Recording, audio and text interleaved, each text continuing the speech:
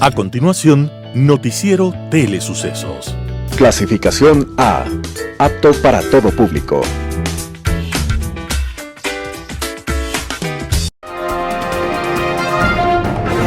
Aquí en Sucesos, un día como hoy. Seguro que alguna vez nos hemos preguntado cuál sería el verdadero rostro de Cristo o de Barrabás y María Magdalena. Hoy, con los personajes modernos, ya no tenemos dudas, gracias a un milagro de la inteligencia humana llamado fotografía. Ese prodigio de la luz sobre el papel tiene una larga historia. En ella intervino un vasco llamado Louis Jacques Daguerre, que había aprendido de su maestro y socio llamado Nicéforo Niepce. Cuando Daguerre presentó su invento ante la Academia Francesa de Ciencias, el gobierno francés tomó una decisión histórica y reconoció a Daguerre con un premio en metálico y una pensión vitalicia. Entonces el gobierno, como prueba de la generosidad del pueblo francés, cedió los derechos de este invento en forma gratuita a todo el mundo. Y la fotografía llegó a todo el planeta, menos a Inglaterra y a las islas y colonias británicas. La razón era que años antes, Daguerre había presentado su invento ante la Sociedad Británica de Ciencias y allí había sido tratado con desconfianza y le exigieron que enseñara todo el proceso. Daguerre se negó a revelar todo su conocimiento sobre la fotografía, que seguía siendo un misterio, y se marchó sin llegar a un acuerdo. Daguerre entonces atentó su invento para Inglaterra y sus colonias, y por esa razón, esa fue la parte del mundo a donde más tarde llegó el invento de la fotografía. Louis Daguerre, el hombre que nos ha permitido ver el rostro del mundo moderno a través de la fotografía, estaba naciendo un día como hoy, 18 de noviembre de 1787.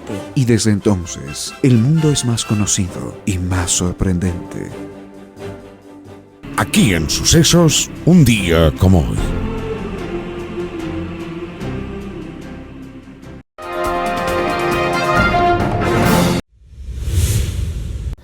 No pasa nada. Seguimos adelante. La línea del discurso oficial tras el revés electoral del referéndum y consulta popular.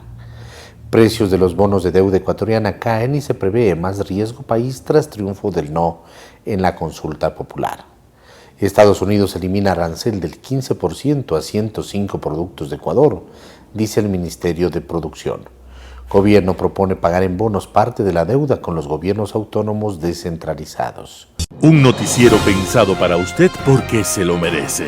Nos acercamos a la realidad desde diferentes perspectivas. Noticiero Telesucesos. Primera parte del noticiero Telesucesos con las noticias más importantes del día.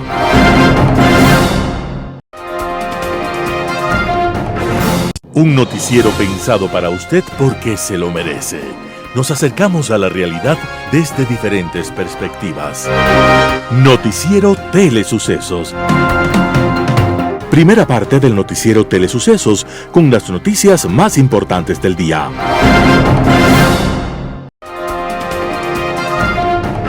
¿Qué tal, amigos? ¿Cómo están? Bienvenidos a una nueva edición del noticiero Telesucesos.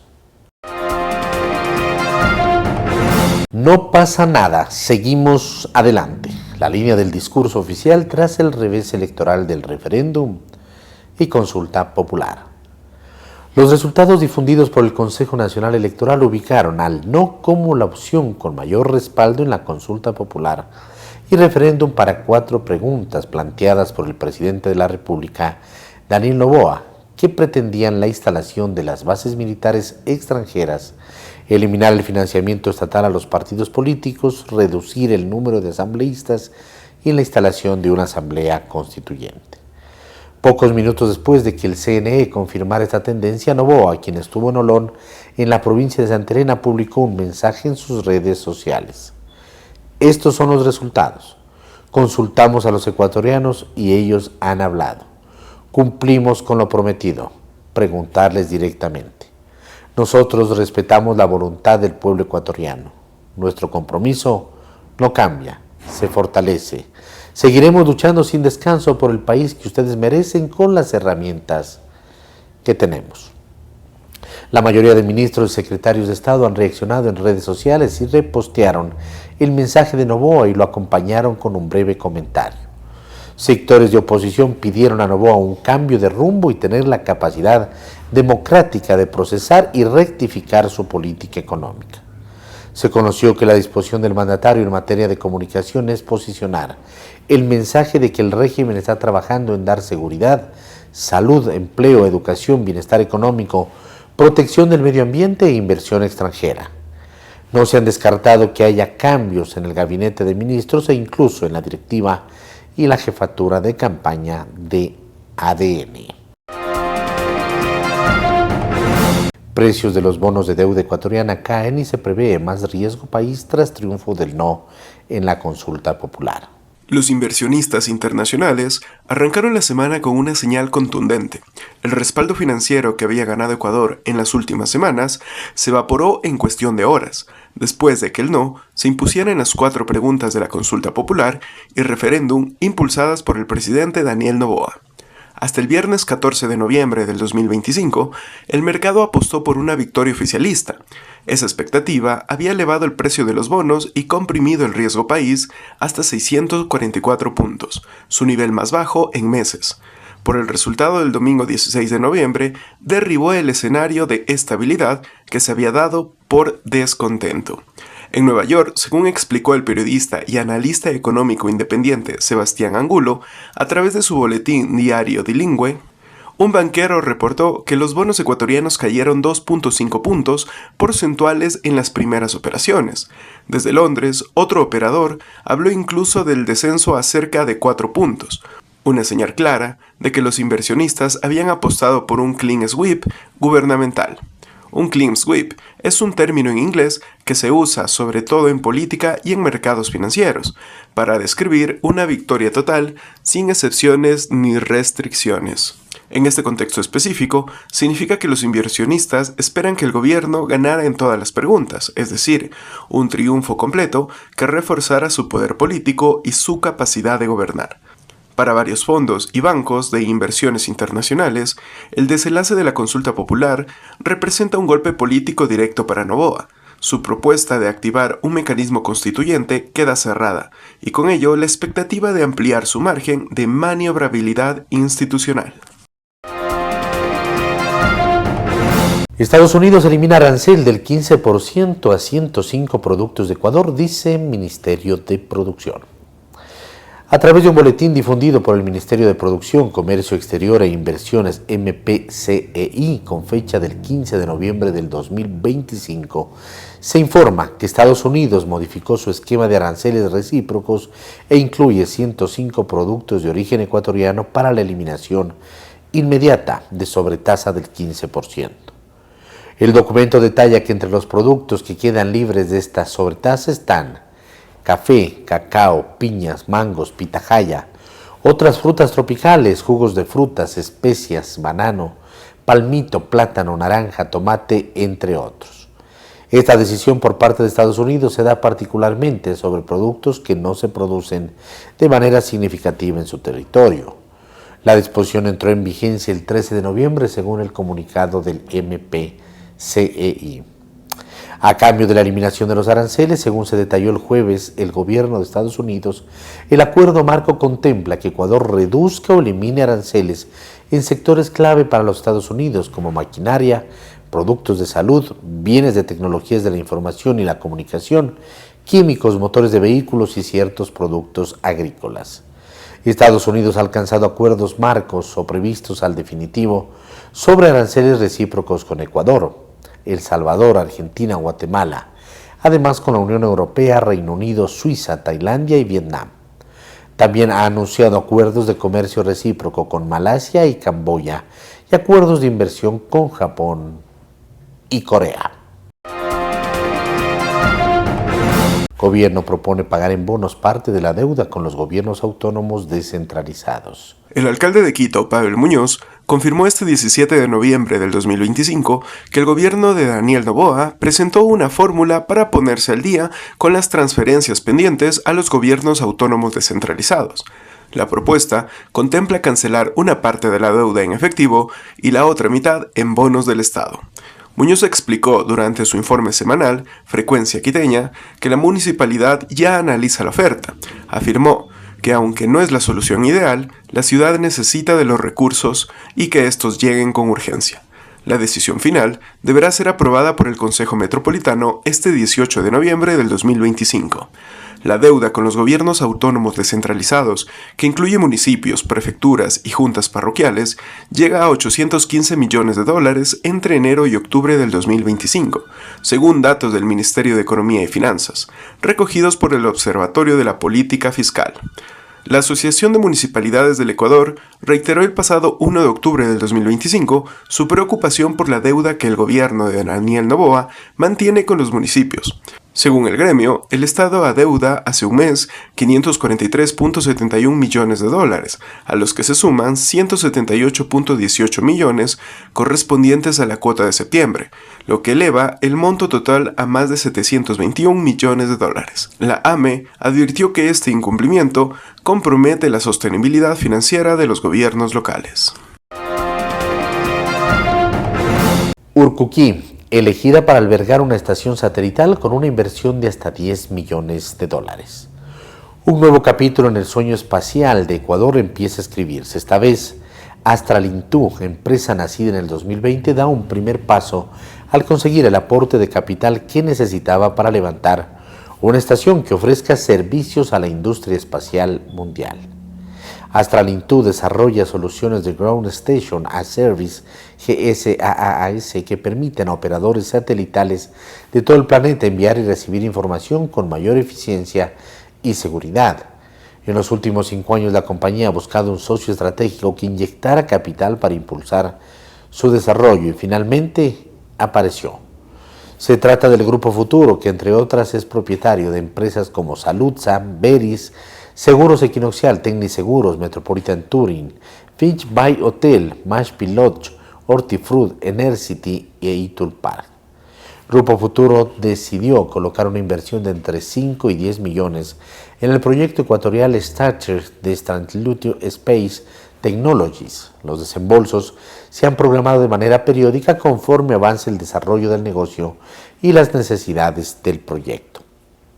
En esta alianza, Grupo Futuro aporta en gobernanza empresarial y respaldo financiero a escala nacional, mientras Astralintú posee el know-how técnico, network estratégico para operar en la industria espacial y posicionamiento a escala internacional en el sector espacial global.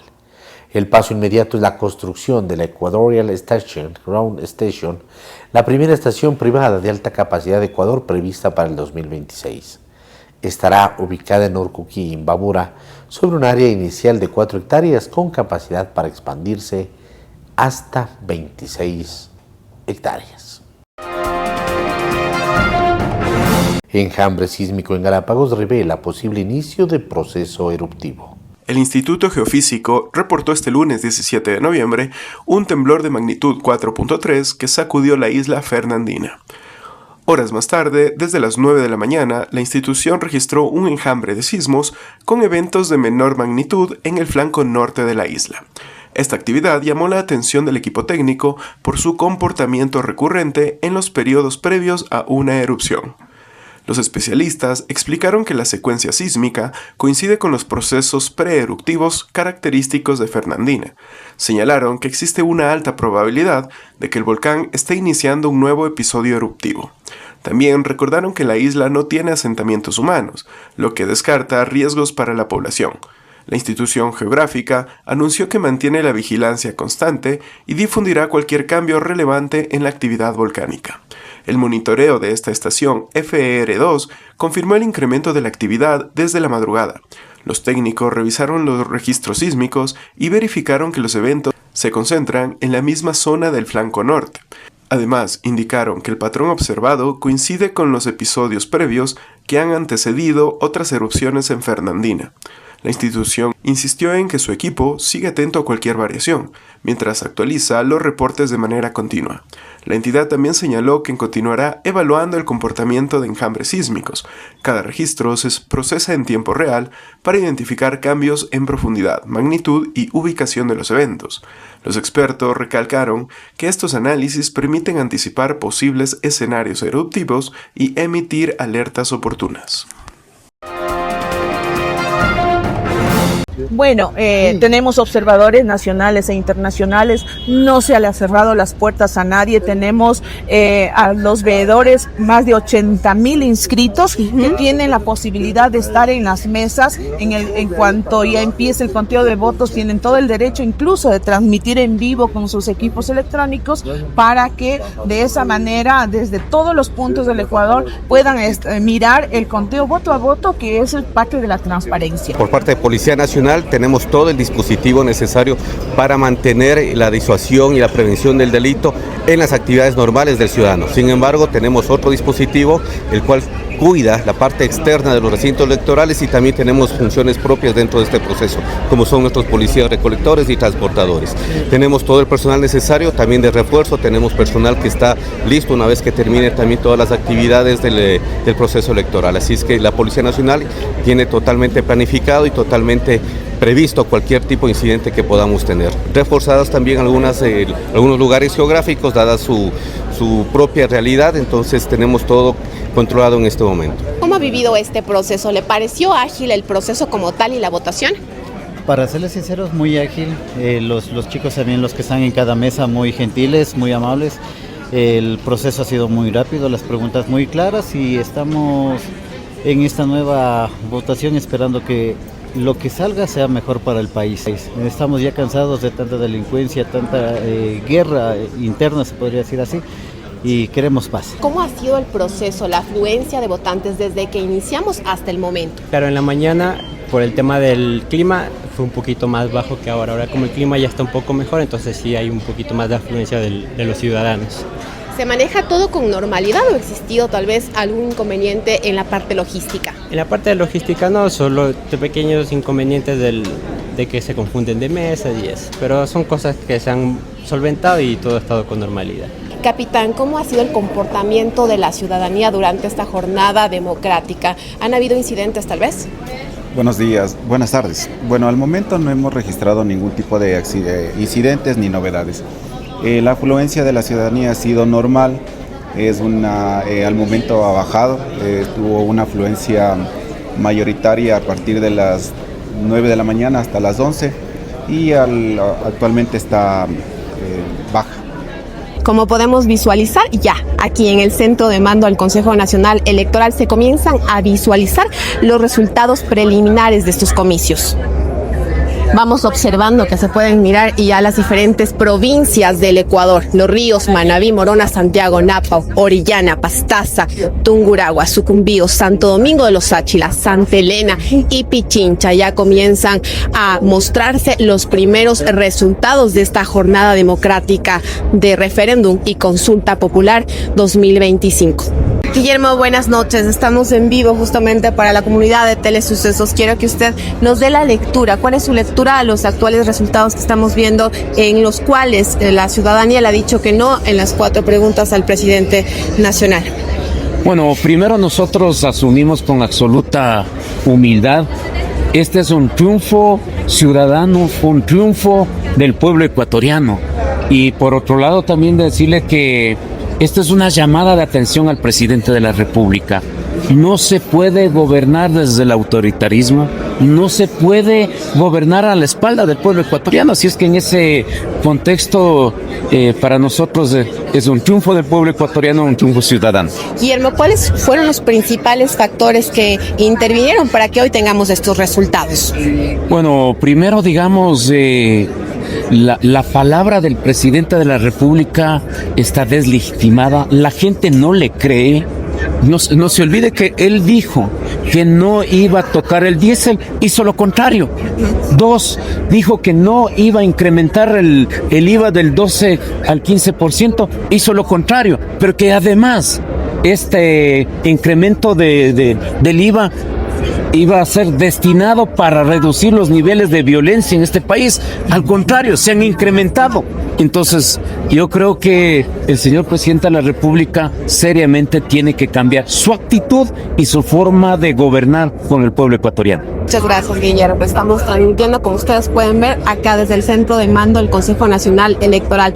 Estas son las primeras lecturas que le dan los diferentes actores políticos a los ya resultados publicados justamente acá en las pantallas del CNE. Vamos a continuar informándolos. Desde aquí, Estefanía Núñez, para ustedes, la comunidad de Telesucesos.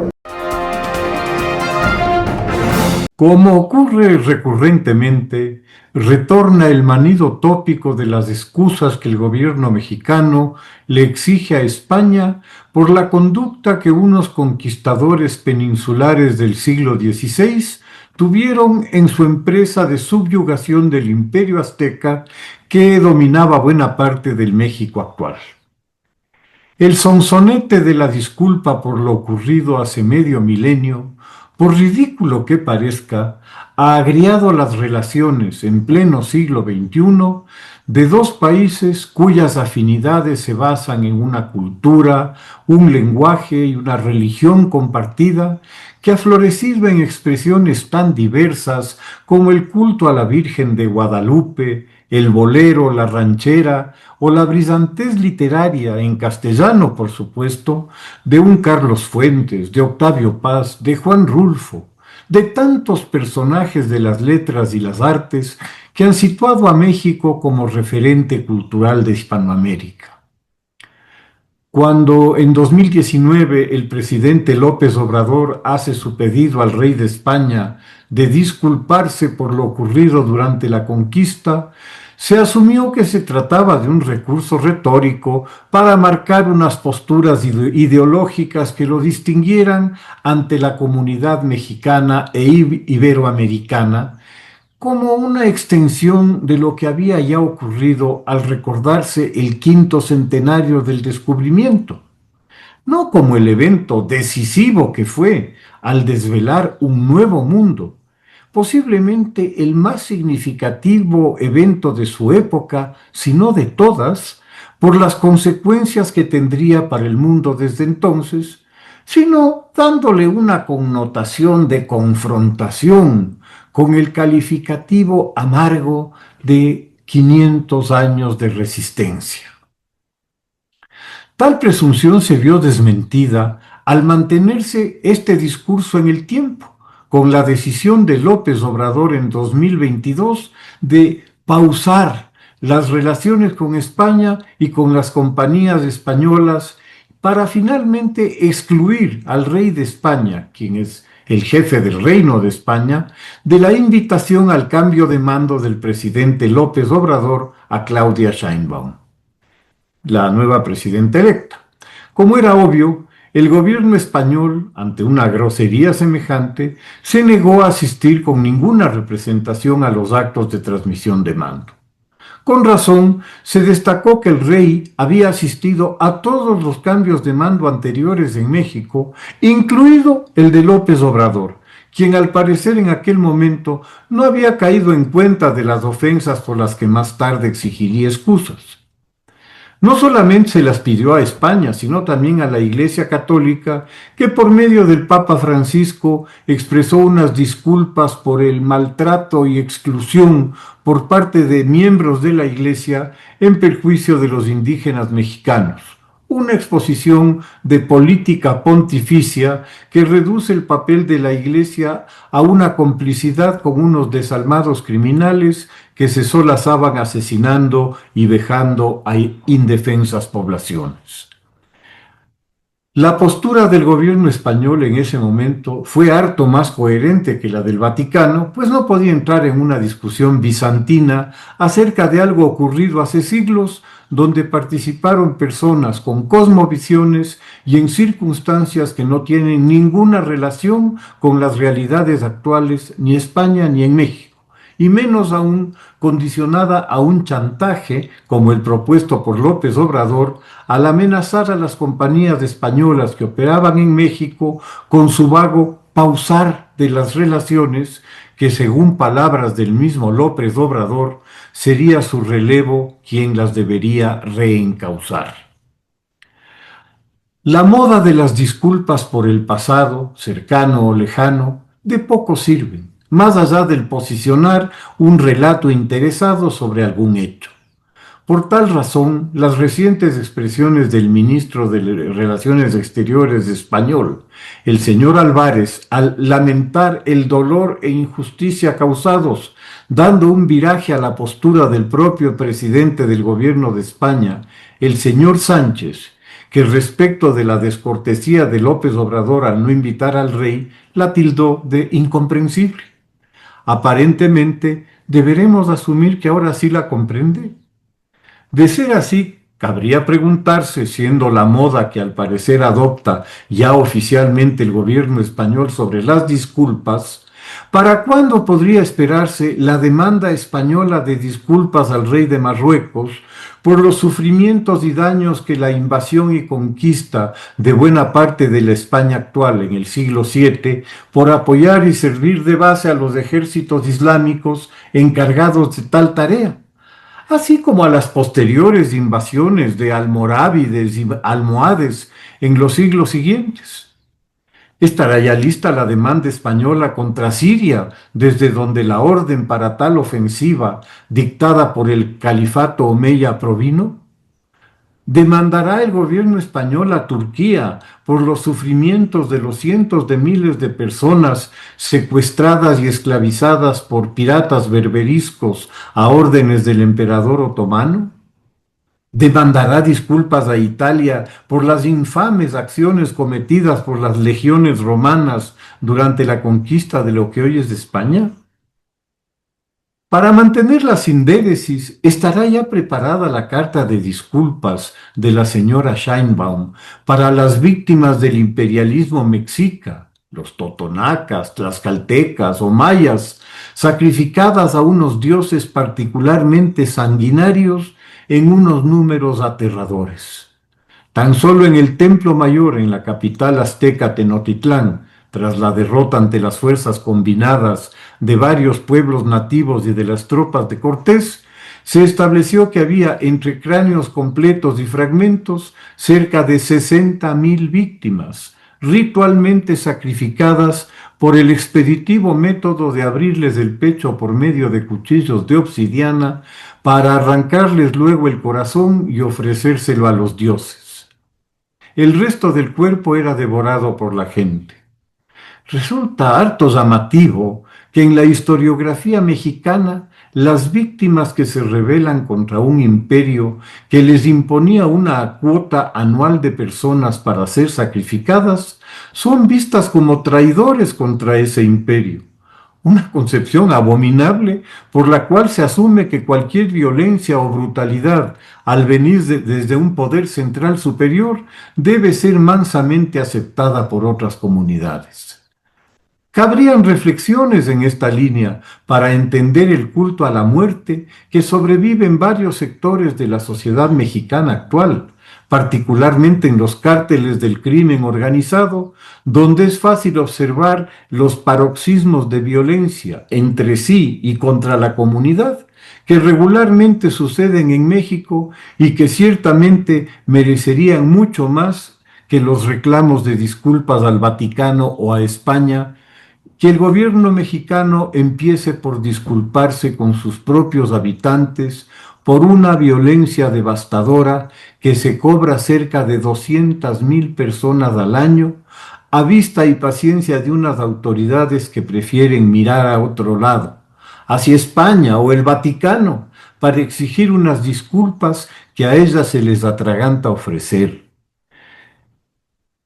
¿Quiénes han pasado años encubriendo los asesinatos de los jóvenes de Ayotzinapa, amparando a criminales como el Mayo Zambada, viendo cómo las cortes son incapaces de resolver el 90% de los asesinatos, todos dentro de la última década, como que no están en la mejor posición para exigir disculpas a otros por asuntos que ocurrieron hace 500 años?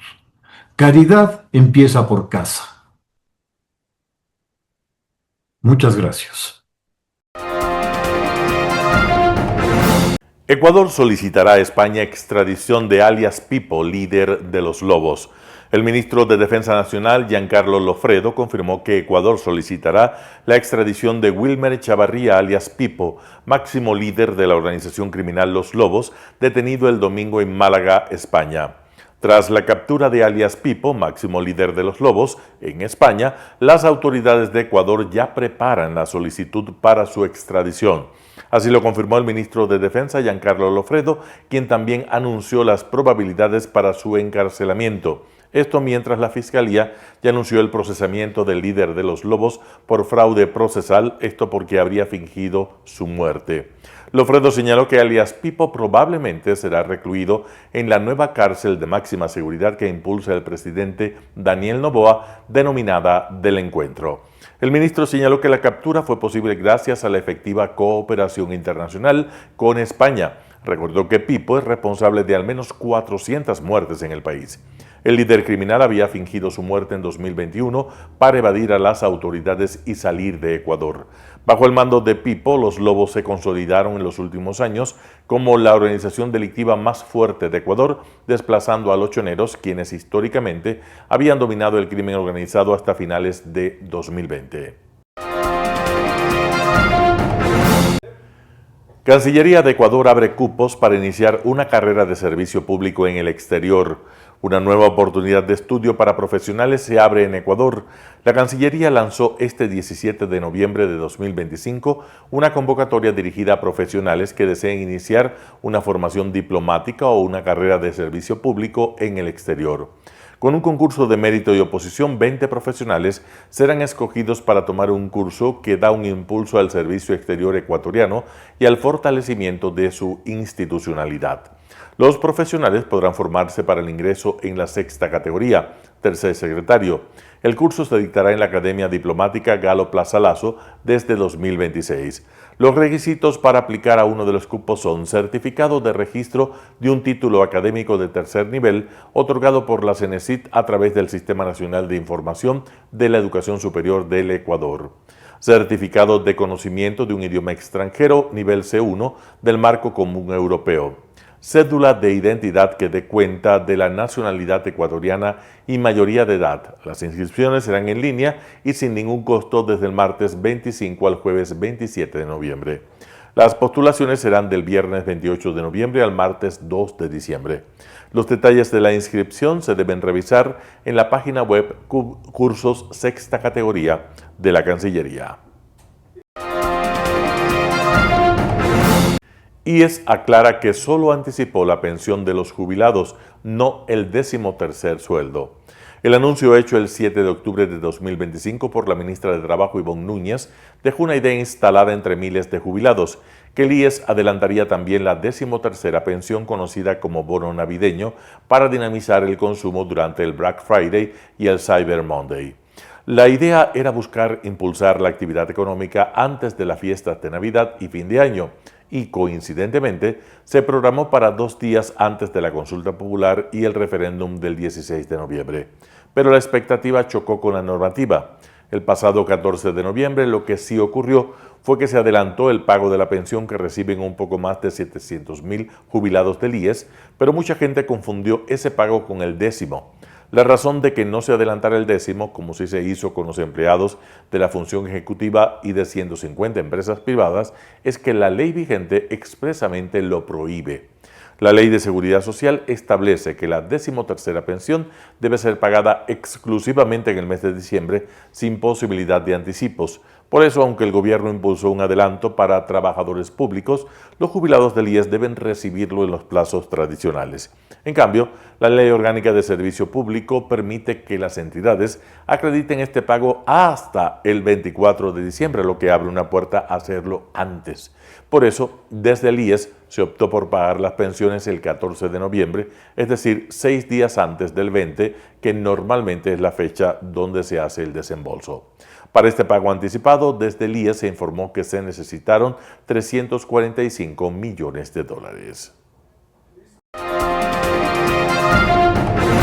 Pedro Donoso, director general de ICARE, estuvo en Radio Sucesos, hace un análisis del resultado electoral. Vamos con la nota. Bueno, ¿cómo entender, Pedro, este escenario menos probable que ganó el no y que ni las encuestadoras, ni ningún analista, ni nadie lo veía venir? ¿Cómo entender aquello? ¿Qué está diciendo la gente con estos resultados? ¿Qué pasó también con la campaña y bueno, con todo lo que se viene haciendo? Bienvenido, Pedro, y gracias por acompañarnos. Hola, Verónica, gracias por la invitación. El trabajo, digamos, de los que hacemos análisis político y análisis de ciencia social y política recién empieza, digamos, ¿no? Es decir, porque además del Ecuador tiene esta capacidad de encontrar respuestas fáciles a procesos complejos, socialmente complejos, ¿no? Es decir, no, y desde ya me adelanto, no fue los videos de Pedro, de Juan o de Luis, no fue la vocería de no sé quién, no fue la imagen, es un proceso muy, muy complejo, digamos, no hay una respuesta simple, no hay una respuesta sencilla, cada vez finalmente se empieza a complejizar más el comportamiento de la percepción de la gente, porque además yo ponía ayer un hilo de Twitter en donde planteaba que hagamos como si esto fuera una obra de teatro, ¿les parece? En la primera escena, ¿no es cierto?, un presidente con pésima valoración pierde una consulta popular en todas las preguntas y se llamaba Guillermo Lasso. Después viene finalmente un nuevo presidente, ¿no es cierto? A los pocos meses hay una consulta popular, ganan unas preguntas y pierden otras. Entonces, en la primera escena todos dijimos, y me incluyo obviamente, todos dijimos, las consultas populares son referéndums de valoración y todo el mundo dijo, sí, es así, ¿no? Después vino este nuevo presidente, ¿verdad? Donde pierden unas preguntas y ganan otras y después decimos, no, ya no es así. Ahora la gente lee la pregunta, claro. Pero no hay una diferencia de 15 años entre una escena y la otra, hay una diferencia finalmente de pocos meses, ¿verdad? Y después viene esta tercera escena en donde un presidente con media valoración positiva de gestión pierde una consulta. Es decir, la percepción, digamos, de la gente es difícil de leer, está siendo muy, muy complicado sacar conclusiones, ¿no es cierto? Y ahora lo que necesitamos es investigar a profundidad qué es lo que sucedió. Lo que sí, digamos, hay que huirle es a las respuestas fáciles, digamos, no a las encuestas se equivocaron, porque las encuestas no se equivocan. Entonces, es como decir un martillo se equivocó. Los que interpretamos las encuestas, capaz que la interpretamos mal, digamos, ¿cierto? O finalmente hay cosas que las encuestas no profundizan y nos llegan, digamos, a concluir, y ahí es cuando necesita estudios cualitativos, ¿no? Pero hay que huir de las respuestas fáciles porque no hay una sola respuesta sencilla, digamos, ¿no? Claro, no hay una respuesta sencilla, sino quizás desde un cúmulo de cosas que pasaron, pero por ejemplo, en las semanas previas a la votación, en los días previos a la votación, el presidente, su equipo aceleró una serie de acciones para de alguna manera mostrar gestión en distintas áreas, en seguridad, en reactivación económica, apoyo social. Por ejemplo, se mostraba el respaldo público de Estados Unidos durante la visita reciente de la secretaria de Seguridad, Kristi Noem. Se mostraba también este avance de la cárcel del Encuentro, de esta cárcel de máxima seguridad, que fueron trasladados 300 presos, incluido Jorge Glass, el ex vicepresidente. Se anunció la captura internacional de alias Pipo, uno de los más peligrosos delincuentes. Se adelantó el pago del 13º sueldo, se dieron entrega de bonos recientes también a policías para afectados al paro, etcétera. Alguna serie de acciones que no sé, intentaban, me imagino, tener ese golpe de efecto, ¿no?, para los resultados de la consulta. Que digamos, quizás el tema de los bonos funcionó muy bien en la segunda vuelta del 2025, pero otra vez no estoy hablando de hace 200 años, estoy hablando de hace menos de 8 meses, ¿verdad? En la última recta final de la segunda vuelta del 2025, el gobierno emitió 7 decretos con 550 millones de dólares, digamos, ¿no? Es decir, ahí les funcionó. ¿Por qué no les funciona ahora? Digamos, ¿no? Es como muy extraño. En la encuesta del CIES, que además yo he repetido, era una encuesta en donde además el sí ganaba finalmente en las 4 preguntas, ¿no es cierto? Y había una diferencia abismal. Había una pregunta que, digamos, se planteó y que quizás porque era de percepción, digamos, de percepción en el sentido de qué piensa la gente que va a pasar, yo no le di, digamos, tanta importancia. Y esa pregunta era, ¿en la consulta popular sucederá algo similar a lo que pasó con la consulta que convocó Lasso, que al no contar con apoyo popular de la gestión perdió la consulta? Un 48.4% de la gente te dice estoy de acuerdo con esa afirmación y un 46% te decía estoy en desacuerdo, digamos, ¿no? Pero claro, de ahí tenías otra pregunta que te decía, ¿usted cree que el sí va a ganar? Y la gente decía, sí, el sí va a ganar. Entonces, es muy difícil ahora leer la percepción, digamos, yo en este mismo espacio les he dicho, la percepción está muy desordenada, es un gobierno que no tiene gestión, y lo he dicho en este espacio, ¿no es cierto? Todo lo que usted dice, Verónica, con claridad, ¿verdad? La cárcel, la captura, no se refleja en los indicadores finalmente, ¿no es cierto? Es el año más peligroso de la historia del Ecuador, entonces, en los indicadores no se reflejan finalmente la gestión. Pero ¿será finalmente que de abril acá la gente ya dijo, no, este gobierno no tiene gestión, por lo tanto lo voy a castigar en las urnas? no se sabe, digamos. En Radio Sucesos estuvo Stephanie Macías, especialista en estrategia de comunicación. Habla sobre el resultado electoral que dejó la consulta y referéndum. Escuchemos lo que dice. ¿Qué podemos entender? ¿Cómo podemos entender estos resultados? ¿Qué nos dice de la ciudadanía, de lo que, bueno, de la gestión también del presidente? ¿Cómo entender aquello? Bienvenida a Stephanie Macías, especialista en estrategias de comunicación. Gracias por acompañarnos en esta mañana. Verónica y Andrés, buenos días. Creo que todos estamos trasnochados viendo los resultados. Gracias por la invitación, primero que nada. ¿Qué podemos ver? Podemos, uno, aceptar que ha sido una sorpresa completa. Tenemos que identificar qué pasó con las encuestas, porque las encuestas al final del día es una foto de lo que sucede. Si te pones una peluca vas a salir rubio y no eres rubio. Porque alguien decía, bueno, los grandes perdedores son las encuestadoras. Y yo decía, no, tenemos que ver qué está pasando, por qué le están mintiendo a la encuestadora, por qué están diciendo A si están votando B. Eso desde un punto de vista de un análisis técnico de qué pasó con las encuestas. Dos, ayer justo hablamos con el programa de Carlos Vera y decíamos, bueno, es 4-0. Yo le decía sí, pero una cosa es perder un partido de goleada, que de hecho es un partido perdido goleada, pero estando primero en la tabla. ¿Por qué esto es importante? Porque significa que nos sorprendió, sí, pero estando primero en la tabla tienes un músculo de maniobra. Otra cosa es cuando te golean 4-0 y estás último en la tabla a punto del descenso. Claro. De alguna manera tienes todavía un músculo, porque si vemos las preguntas en general, tienes un promedio entre 30 y 40% de la ciudadanía que votó sí. Entonces, ¿qué estoy diciendo? Con ese músculo de maniobra puedes reconstruir, pero lo importante aquí es entender los matices del no.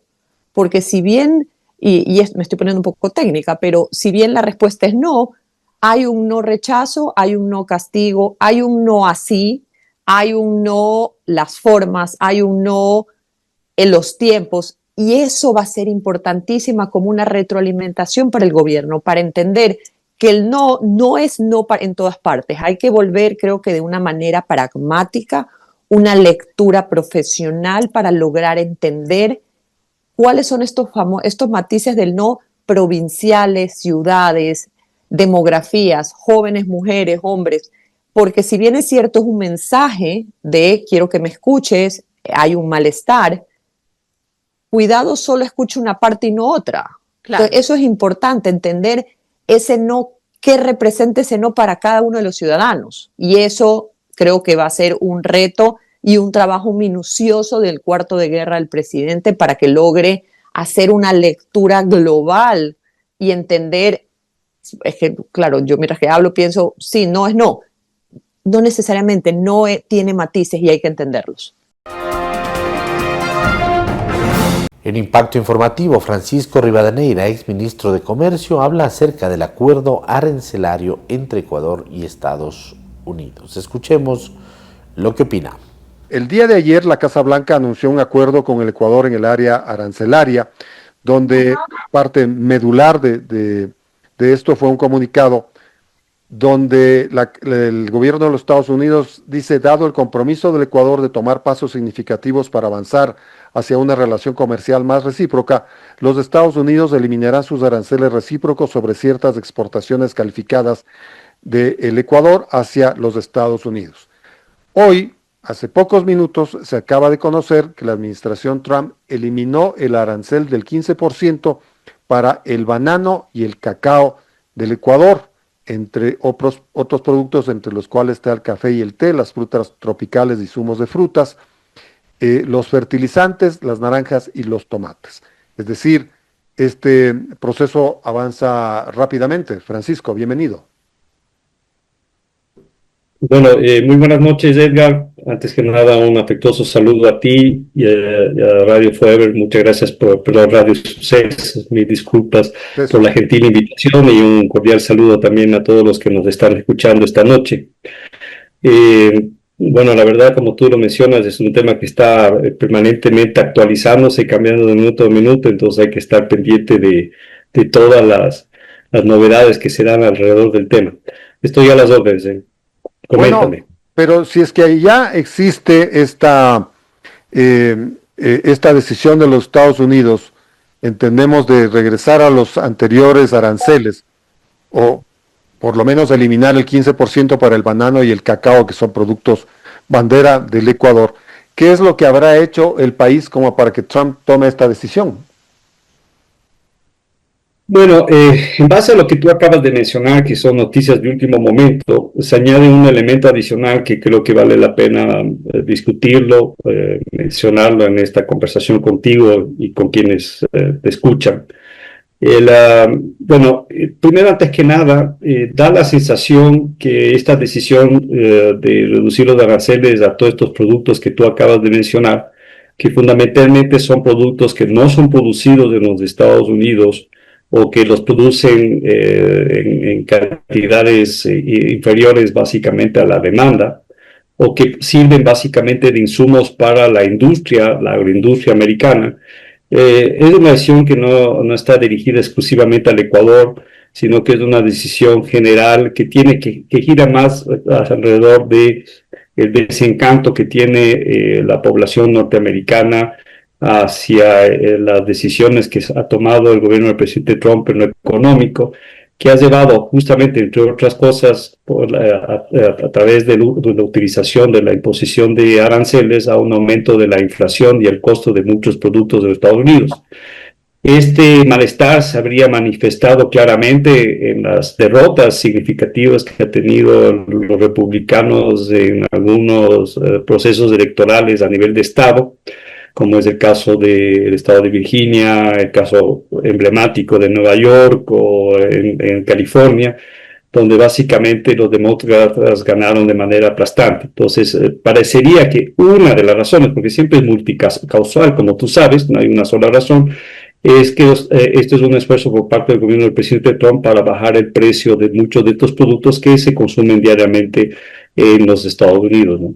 Este es el primer elemento. De ahí, como segundo elemento, ya de manera más precisa, con relación a tu gentil pregunta, definitivamente, y como hemos hablado en el pasado contigo, este acuerdo no está limitado a lo comercial, sino que también se ha incorporado otros elementos de la relación en el ámbito particularmente de la seguridad, y sin duda muchos de los compromisos que el país ha adquirido en ese ámbito, como este que también salió a relucir ya de manera formal el día de hoy, de este acuerdo para que el Ecuador reciba a personas que están buscando refugio en los Estados Unidos temporalmente hasta que su situación se aclare, su situación migratoria a los Estados Unidos. Son obviamente gestos del gobierno en esos ámbitos que facilitan o ayudan a que el Ecuador pueda obtener ciertos beneficios en el tema comercial, y entre esos la eliminación de los aranceles para muchos de nuestros productos de estrella. Regresando, y esto creo que es importante destacar, regresando básicamente a la situación que teníamos antes de la nueva política arancelaria impuesta por el gobierno actual de Estados Unidos.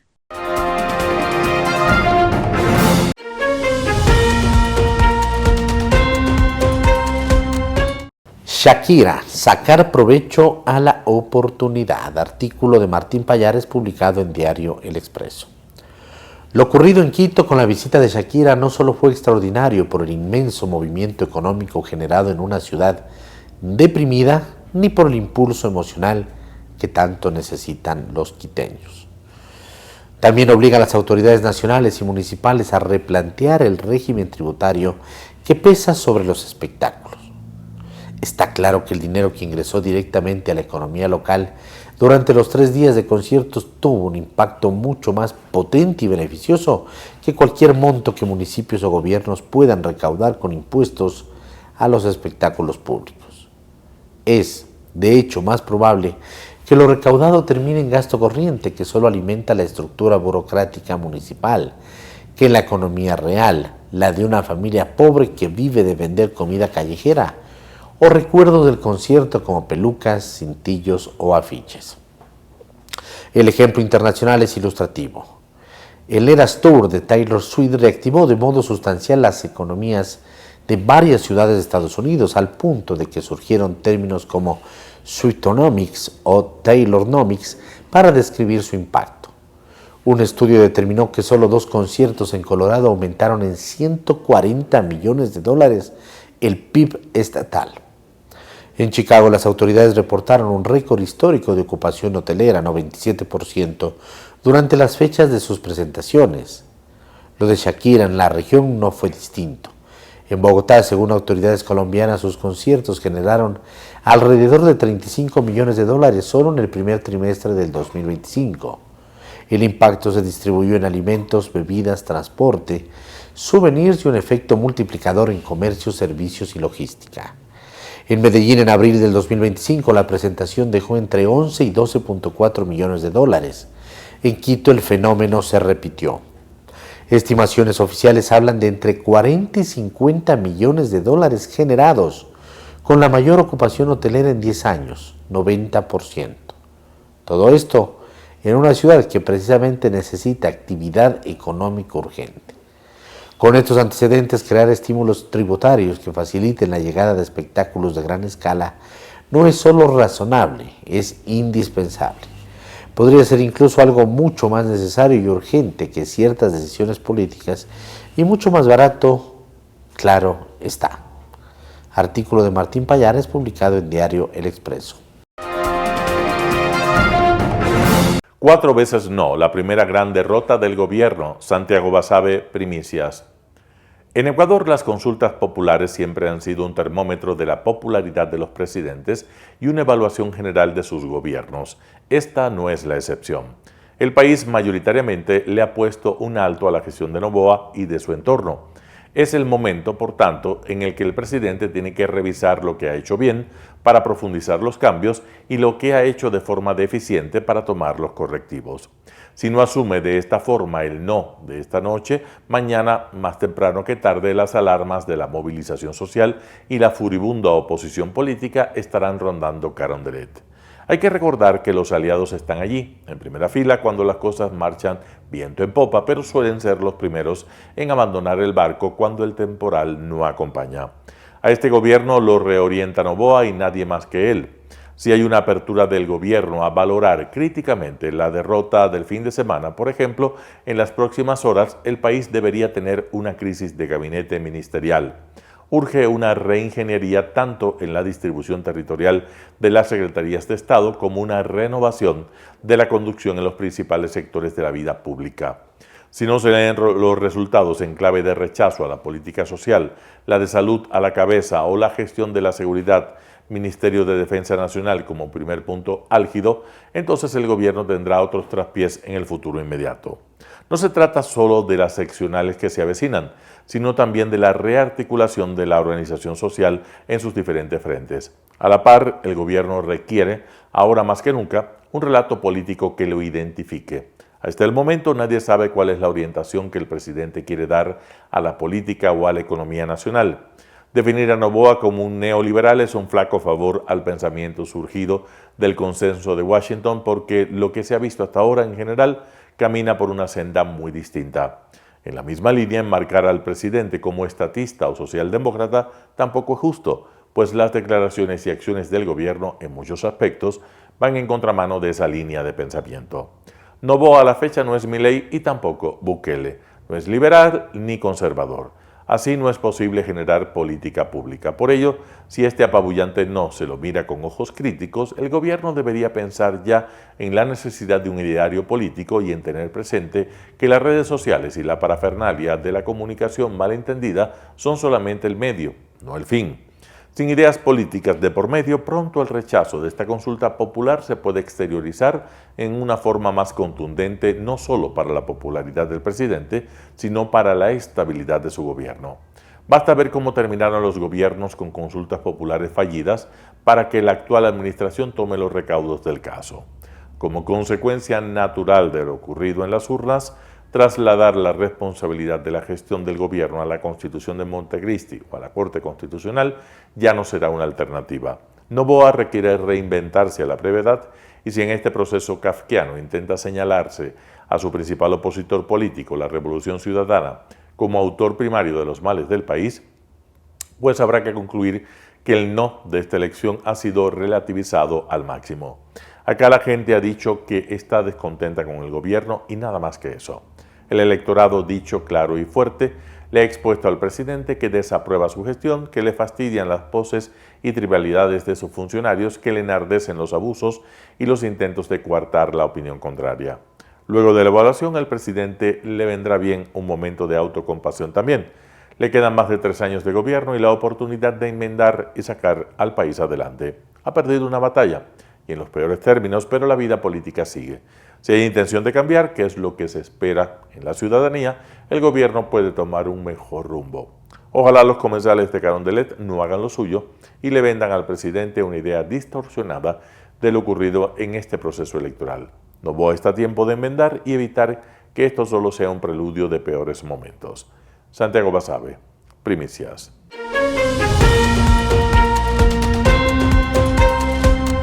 El presidente Donald Trump ha afirmado que los republicanos deben votar a favor de publicar los archivos del caso Jeffrey Epstein en un notable giro respecto a su anterior oposición. El mandatario, que aparece varias veces mencionado en los archivos del empresario condenado por tráfico sexual de menores, afirma ahora no tener nada que ocultar. Un número creciente de miembros de su propio partido han reclamado la publicación de los documentos, entre las que destaca Marjorie Taylor Greene, que hasta ahora era una de sus partidarias más vocales. La congresista de Georgia, a quien Trump le negó recientemente la posibilidad de ser senadora por su estado, se ha convertido en una de sus mayores críticas internas dentro del movimiento MAGA. Si se aprueba el proyecto de ley, el Departamento de Justicia estaría obligado a hacer públicos todos los archivos, así como los detalles sobre la investigación de la muerte de Epstein en una prisión federal.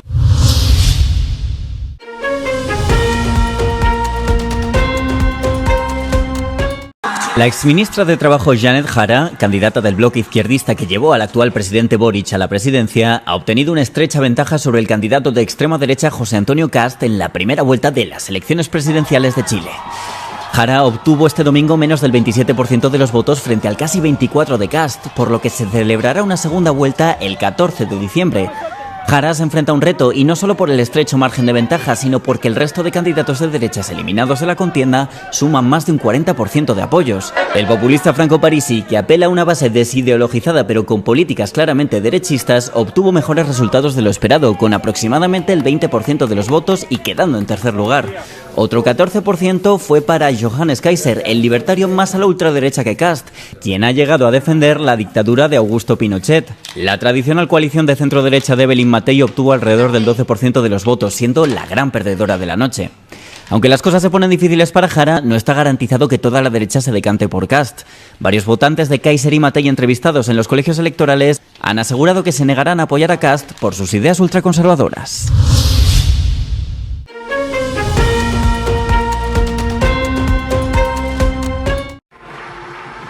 El canciller alemán Friedrich Merz subrayó el sábado la importancia estratégica de Europa, afirmando que el futuro del mundo se forja en el viejo continente. En su intervención en la conferencia del Día de la Unión Joven Alemana, Merz afirmó que no se trata solo de la Unión Europea, sino de los principios que guían la convivencia de los pueblos del continente. Die Überschrift lautet: Die Zukunft der Welt entsteht in Europa. Die Zukunft der Welt entsteht in Europa. Und liebe Freundinnen und Freunde, diesen Gedanken, den möchte ich gerne mit Ihnen noch einmal zu Ende denken. Was heißt das? Wir gucken nicht nur auf uns selbst. Wir schauen nicht nur auf diese Europäische Union. Wir schauen auf ein politisches Modell.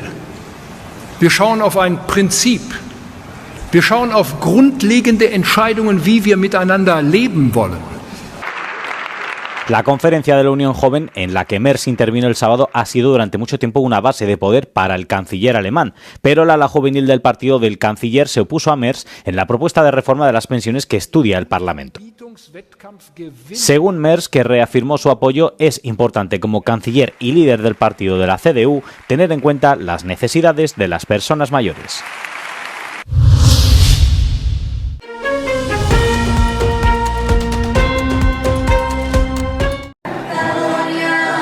El medio ambiente y su preservación en el planeta es desde hace años el centro de los esfuerzos tanto de instituciones y colectivos como de ciudadanos que esperan conseguir de alguna manera ayudar a atajar la crisis climática.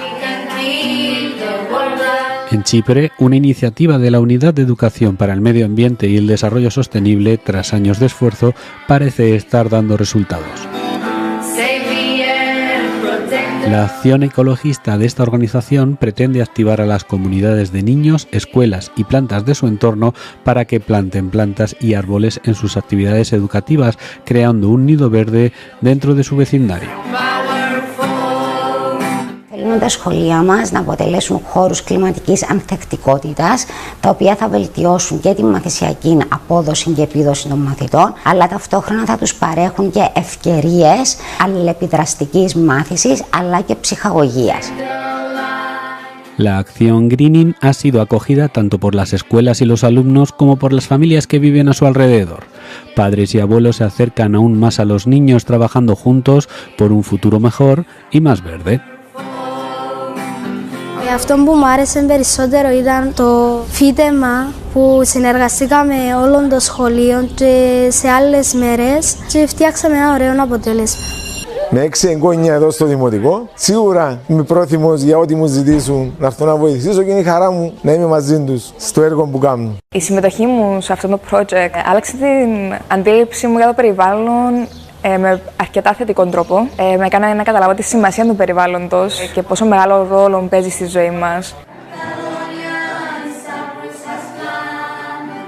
Hasta el momento, 44 colegios de Chipre participan en el proyecto Greening, ya que su selección se basa en la sostenibilidad. Los responsables seleccionan las escuelas que cuentan con un plan de preservación del medio ambiente y un estudio de las plantas que se plantarán en cada zona para que puedan crecer. Creo que estas actividades son muy bien para mejorar el medio ambiente y para que los chicos que hacen esto puedan aprender cosas de otras escuelas y otros países. Y en Cataluña también hacemos cosas de este tipo, actividades, vamos al bosque a hacer actividades y todo tipo de cosas. Es importante que trascienda a las comunidades y que otros países, otras escuelas podamos ver los objetivos de trabajo y aprovechar estas sensaciones, estos movimientos para llevarlo a cabo en nuestros centros y en nuestras familias, porque en realidad es un objetivo importante para todo el mundo.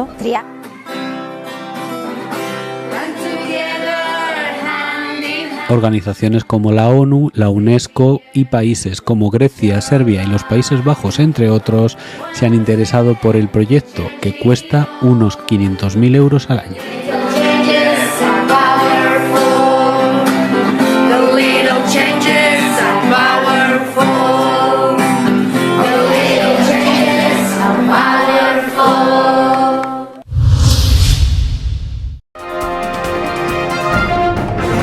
Gracias amigos por acompañarnos el día de hoy. Nos vemos en una próxima ocasión. Un abrazo. El noticiero Telesucesos es retransmitido de lunes a viernes a las 7 horas por Radio Planeta Sur 106.1 FM de la ciudad de Loja. Noticiero Telesucesos. Las opiniones vertidas en este espacio por la producción y dirección del programa son de exclusiva responsabilidad de sus autores y de quienes intervienen en ellos.